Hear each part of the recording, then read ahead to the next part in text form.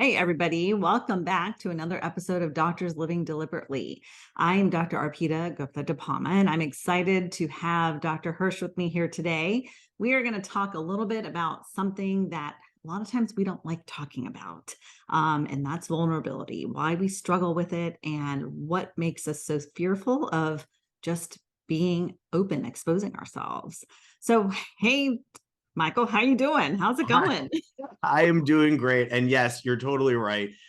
Vulnerability is one of those things that I think nobody really wants to address or talk about. But it's so important. And it's one of the things that kind of pulled me into coaching more. It wasn't the reason I signed up for coaching. And so it's become something that I really think is so important to talk about. So I'm glad we get this opportunity to kind of chat about it today. Yeah, I do. I love these episodes because you and I get to kind of really talk about things that are really important to us and might be areas that we have enjoyed kind of discovering for ourselves. And that's allowed us to kind of also teach other people. And I think that that's really impactful. But yeah, I realized with vulnerability for me, I really, I enjoyed talking to clients about their anger, and the vulnerability piece with that really comes along with regards to just allowing ourselves to recognize what is underlying the anger. And a lot of times we don't want to feel that because it doesn't feel good. Right. And so what we do is instead of being vulnerable and feeling the yucky underlying feelings, we show up angry. So that's an area that I love to explore with my clients. Another area is just also just with relationships, that's the biggest piece is why we sometimes hold back or are not really comfortable expressing ourselves fully with the people who are closest to us, and a lot of that again is that fear of judgment or fear of getting hurt, maybe fear of just exposing ourselves. So I can't wait to hear what you have to teach us about this today. Tell us all the things, Michael. Well, sure. Well, so for me, when I originally signed up for coaching, I was stressed about all of these different things that were going on at work. I had, a wait list that was really overwhelming me. I had different, practice locations that I was going to that frustrated me in different ways. And so when I signed up for coaching, my primary goal was to sort out a lot of these work related challenges I was facing.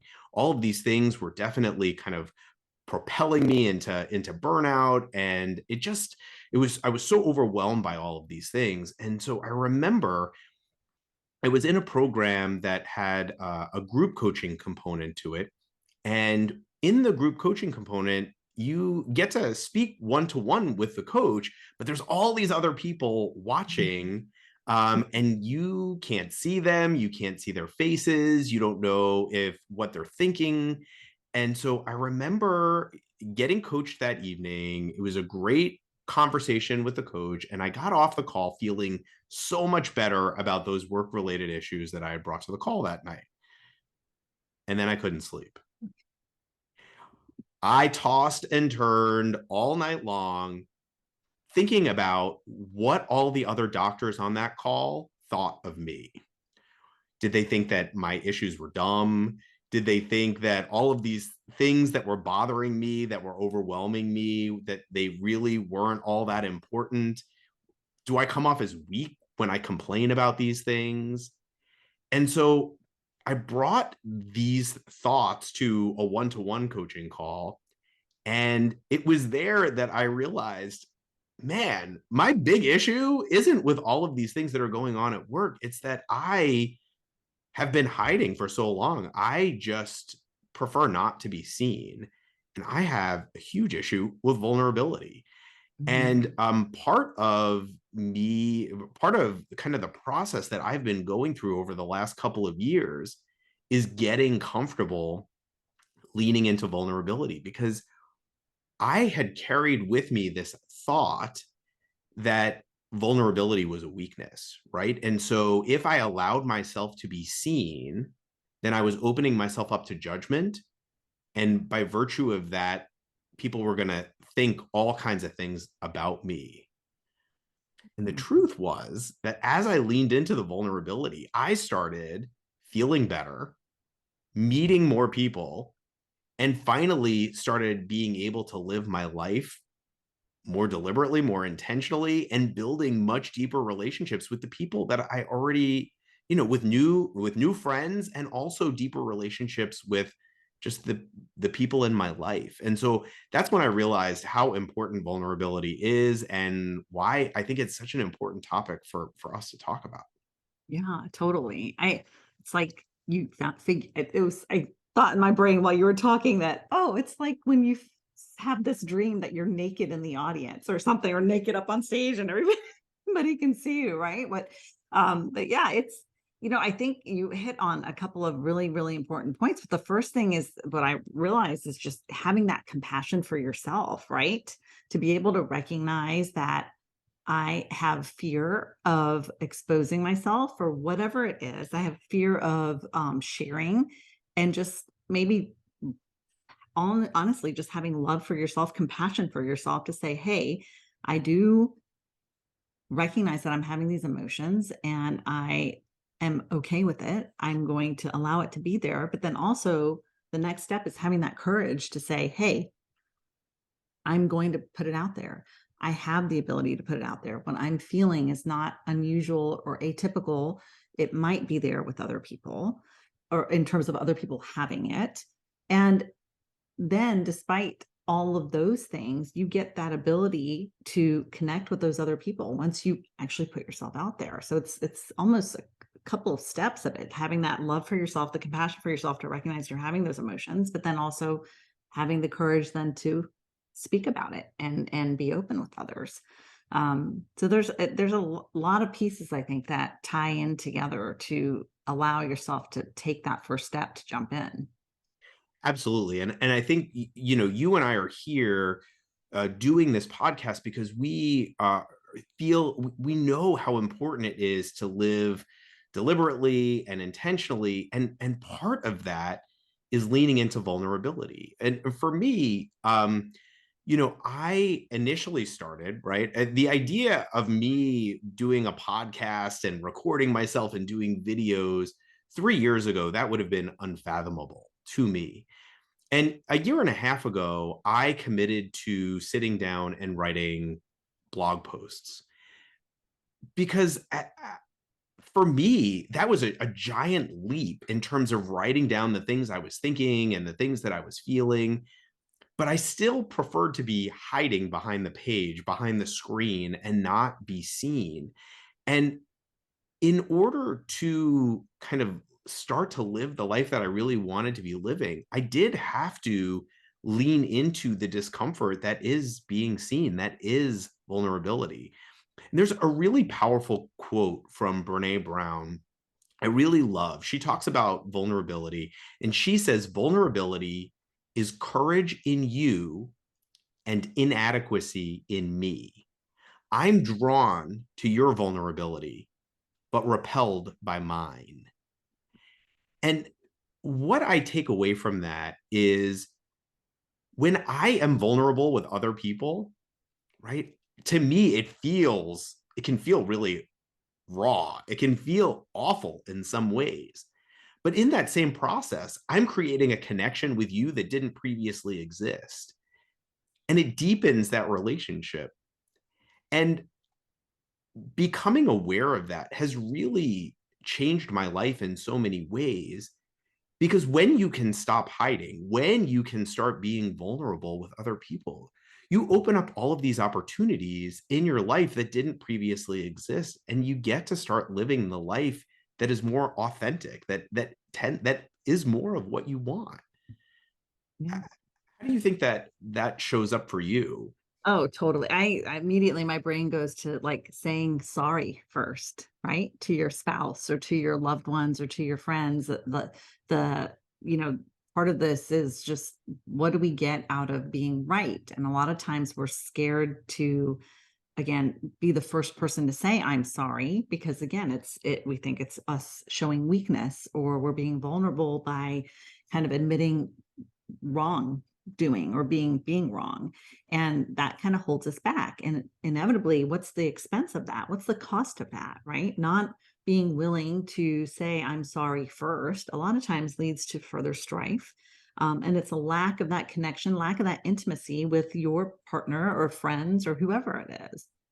Another example is just even like saying, I love you, right? A lot of times we're just scared to say it because our brain is thinking in our head, what if they don't say it back? What if they don't feel the same? What does it matter? Right? Because when we feel the expression of, when we have the feelings of love, when we are expressing it, we get to do that for our own sake. And again, a lot of times it's that fear of the, what's the word? I'm having a brain fart here. It's when we have that lack of reciprocation from the other person, we make it mean that we are not loved, right? And so I just want to ask you, is it worth it? Is it worth risking the relationship, or worth not getting to feel those positive emotions because you're afraid of going first, right? Right. And so I think it's important to see that. I remember I was on a group coaching call a couple of days ago, and one of the people was talking about how she is fearful of expressing things to her husband because she has a fear that he will pass, that he will die. And so, she went on about how she is scared of being vulnerable with him and being open with him because she does not want to risk the pain of doing that and then him potentially passing. And of course, like there's nothing wrong with them. It's just our fear of what if our loved ones go. And ultimately, what we were able to show her with that session was just helping her recognize that she's already losing out. She's already losing out by not having that connection with her husband now, out of fear of what might happen. Right. And so what's the point of doing that? Do we not, the whole purpose, and this is a person that she has a wonderful relationship with her husband, but it was her own fear to protect her own heart from pain. Right. But that's inevitably preventing them from actually having a deeper, stronger connection, and that like intimate feeling of, we are together, we are on the same page here. So, being able to recognize that your lack of vulnerability is really just hurting you right now in the moment versus being able to build stronger connections with other people. Yeah. And it also holds you back from moving forward, right? So another aspect of vulnerability, and you actually brought this up already, is kind of the fear of shame that could come about from being vulnerable, right? So you coach a lot of people around anger, right? And so when people are kind of dealing with their anger, but then also fearing the vulnerability of leaning into why they're angry all the time, right? There's this kind of double-edged sword of like, I want to work this out. I want to kind of to change and to move forward, but I'm worried about the shame of what will people think.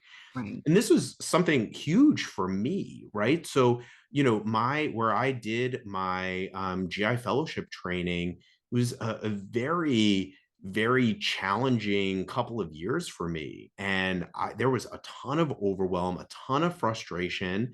And I was not the happy GI fellow. I was not the easy person to call and ask for a GI consult.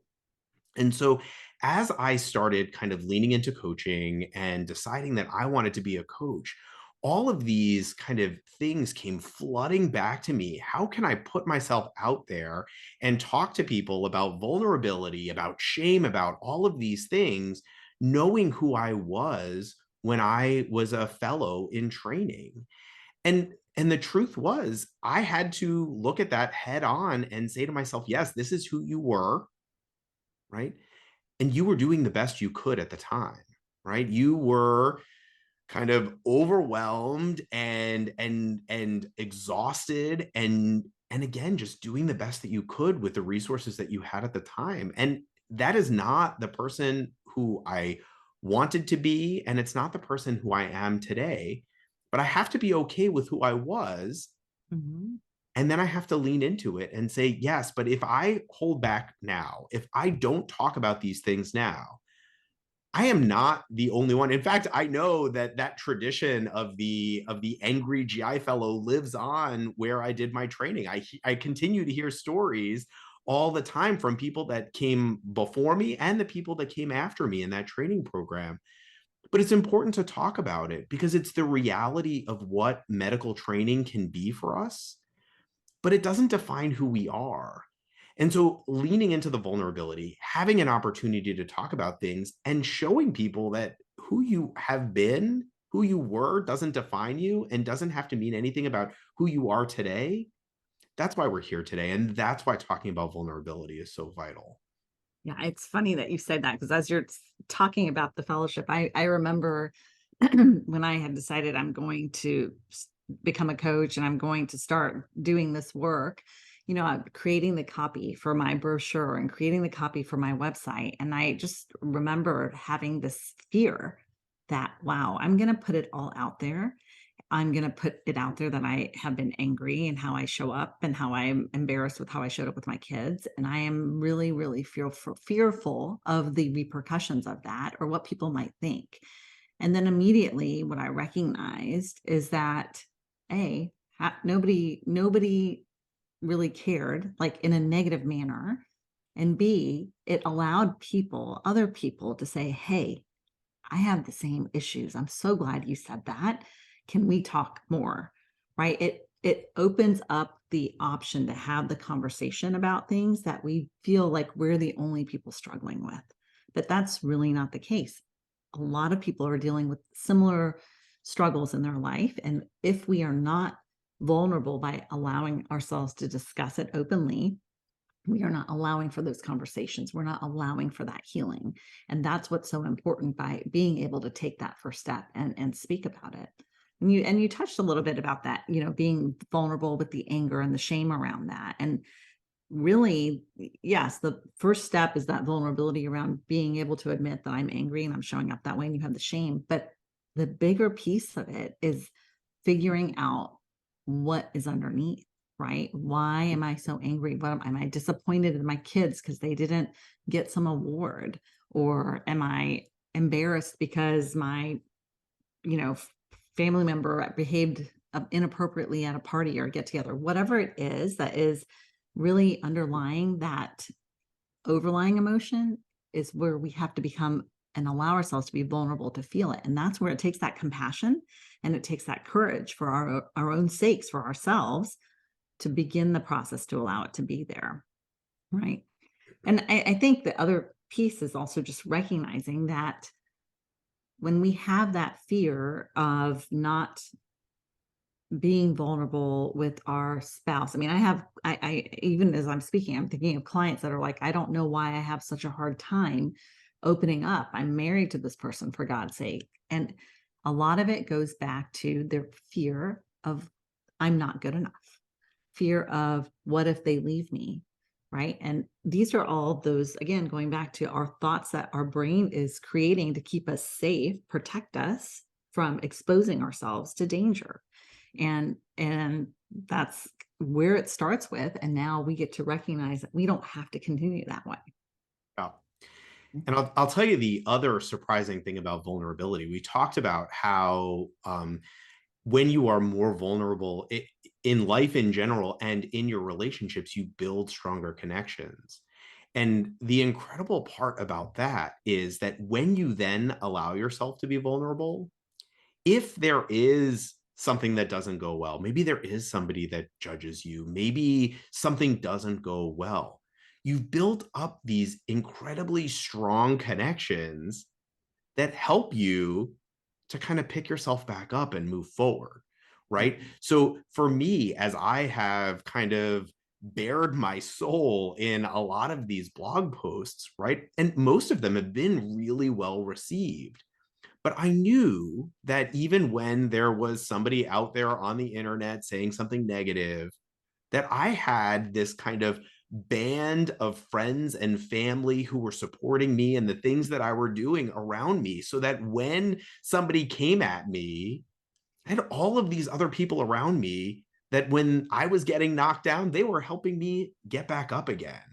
And I think that really is the strength in vulnerability, is that when you allow yourself to be vulnerable, when you allow yourself to build these deeper connections, you get so much more out of life, but you get so much more out of your relationships, and you get to be more of everything, right? Of Yeah. exactly who you want to be, right? Yeah. Yeah. And I'll just offer that I would like to compete with having haters, right? Because when we have haters, that means we're putting stuff out there that maybe they have an issue with for their own with themselves about, right? Haters are fine. That means we're getting out there and we want people to hear the messages. But Yeah.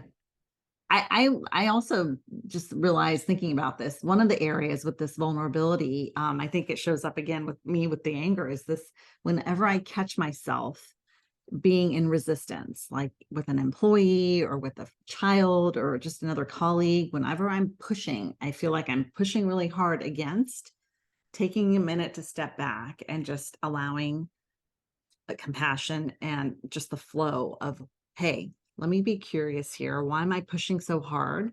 How can I sit back for a minute and just be vulnerable and curious to see what's going on? Why am I reacting this way?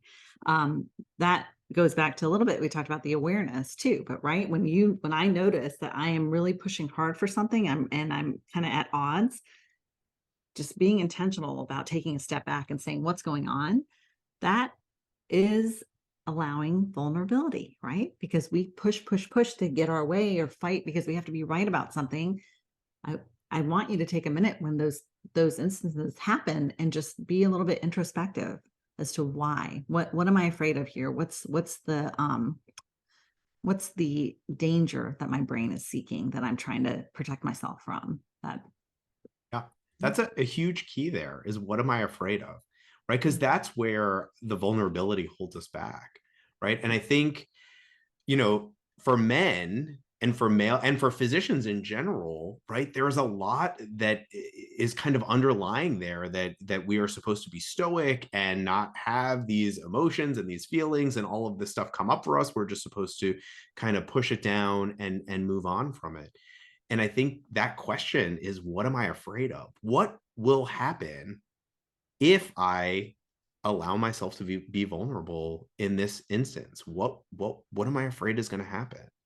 answer that question, Michael Hirsch. Well, I think for me, my big fear was just judgment. I think I had spent so much time worried about what everybody else thought that I had lost sight of what I thought. Mhm. And I think as I learned to allow myself to be vulnerable, to allow myself to be seen, I got to start figuring out what I really liked, what I wanted, and what I wanted my life to look like. And I wouldn't change a thing. Yeah. We're all human, right? We are perfectly imperfect. We are unique for what we bring. And I think part of it is as we get older, we start to get a little bit more comfortable with that idea, that whole concept. And when we're younger, I mean, I remember worrying about what other people think. And honestly, the beauty of who we are comes from the fact that we each have our own strengths and weaknesses and our own ways of putting things together and presenting it to the world and just being ourselves. And that's what really matters. And that's what you should feel so proud of for your own sake and have that full love of yourself for your own sake for how you're showing up because you're going to touch somebody in your life one way or the other for just you being who you are and showing up as you do. So Well, this is why I love talking about vulnerability, because I think it brings so much up, and it opens up a whole new world for so many people. And so I'm so glad we got a chance to talk about this today. I think you brought up so many good points, Michael, especially with regards to the males, not feeling comfortable about what's the facade I have to put on for everybody, right? And I think you could speak just openly and candidly, and so be a testament to what happens as a male physician in a very powerful subspecialty in the world, how much it's changed your life by being able to make that change and how many more connections and just how much more comfortable you are in your own skin, right? Yeah, I mean, I think the community that I have created in my life over, the last couple of years is a testament to vulnerability. And Mhm. honestly, and this is a conversation that you and I have had, that community is so important for overcoming physician burnout, for mitigating trauma, for just overall well-being. Community is so important, and community starts with vulnerability. I have so many, I coach a lot of male physicians, and a lot of times, um, male physicians are trying to figure out, like, how do I make friends, right? Like, how do I expand my friendship network? And this is where it starts, right? It starts by reaching out. It starts by allowing yourself to be vulnerable. This is the basis for everything. Yeah. I can't say it any better than that, 100%. So, well, I have really enjoyed talking to you. I feel like just emotionally like connected even with this, but it's been good. I mean, realistically, it's so nice to talk about it. It's so nice to talk about it with a guy, quite frankly, right? So I appreciate you being open and honest and sharing your perspective. And I'm sure a lot of people are going to really benefit after hearing what you had to say today. But thank you. Absolutely super fun, as always, chatting with you, and looking forward to the next episode. Awesome. Yes. We'll see you soon. Take care. Bye.